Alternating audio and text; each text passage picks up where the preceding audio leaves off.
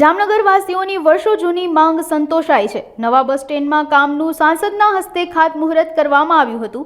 જૂના બસ સ્ટેશનના માળખાનું ડિમોલેશન કરીને તે સ્થળે નવું બસ સ્ટેન્ડ બનાવવામાં આવશે, જેમાં 3345 ચોરસ મીટરમાં બાંધકામ કરાશે અને નવા 13 પ્લેટફોર્મ ઊભા કરાશે।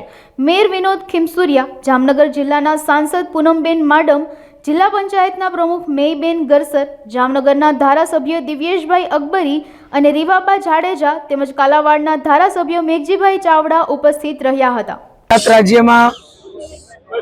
રાજ્યની અવિરત વિકાસ યાત્રા અને એમાં પણ શહેરી ક્ષેત્રની સ્વર્ણિમ ગુજરાત અંતર્ગત જે રીતે આજ સુધી એનો વિકાસ થયો છે, એમાં ફરીથી એક મજબૂત પગલું જામનગર શહેરે ઘણી બધી નવી સુવિધાઓના માધ્યમથી અને એક્ઝિસ્ટિંગ જે સુવિધાઓ છે એના નવીનીકરણના માધ્યમથી આજે લીધું છે। ઘણા સમયથી એક બહુ મહત્વની માંગણી અને સમગ્ર શહેર જિલ્લાના નાગરિકો માટે એક મહત્વની સુવિધા એવા આપણા એસટી બસ ડેપોના નવીનીકરણનું આજે ખાતમુહૂર્ત કરવામાં આવ્યું છે। આવતા દિવસોમાં તમે ફોટામાં જોઈ શકો છો એ પ્રમાણે એક અદ્યતન નવું આપણું આ બસ ડેપો બનવા જઈ રહ્યું છે।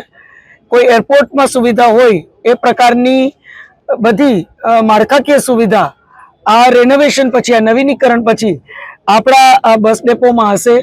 તો સૌ પહેલાં તો હું નાગરિકોને અને સર્વે યાત્રાળુઓને ખૂબ ખૂબ અભિનંદન આપું છું કે જેમની ઘણા સમયથી આ લાગણી હતી અને માંગણી હતી, તો એ માંગણીને આજે વાચા આ સુખદ આજે ખાતમુહૂર્તના માધ્યમથી પ્રાપ્ત થઈ છે।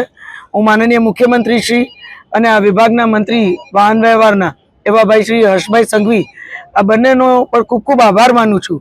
તમારી જે લાગણી હતી એ પ્રકારે આ સમગ્ર આયોજન તાત્કાલિક ટેન્ડર થાય અને તાત્કાલિક આ કાર્ય થાય એ બદલ હું એમનો ખૂબ ખૂબ આભાર માનું છું।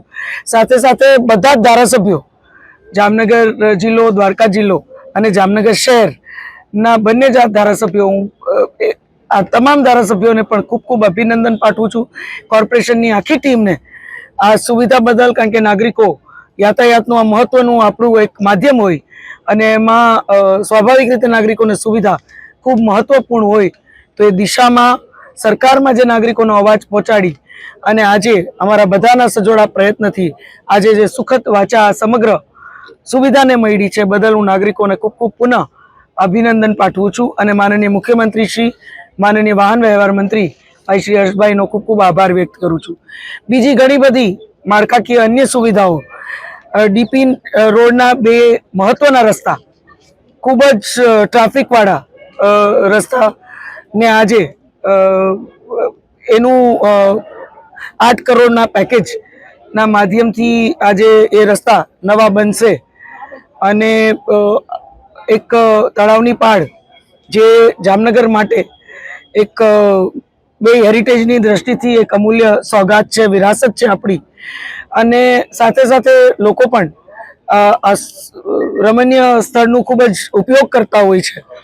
તો ત્યારે એના બીજા તબક્કાનું રેનોવેશન આખું આજે ખાતમુહૂર્તના માધ્યમથી એની શુભ શરૂઆત કરવામાં આવી છે। એ રેનોવેશનમાં એ બીજા તળાવનું આખું બ્યુટિફિકેશન હોય, વધુ સુવિધા ત્યાં ઊભી કરવાની વાત હોય કે ભુજિયો કોઠો હોય, ખંભાળિયા ગેટ હોય, આ તમામ આપણી જે હેરિટેજ આખી ઓળખ છે એને વધુ એ ઓળખ જાળવી અને વધુ મજબૂતીકરણ તરફ અને નવીનીકરણ તરફ આપણે આગળ વધશું।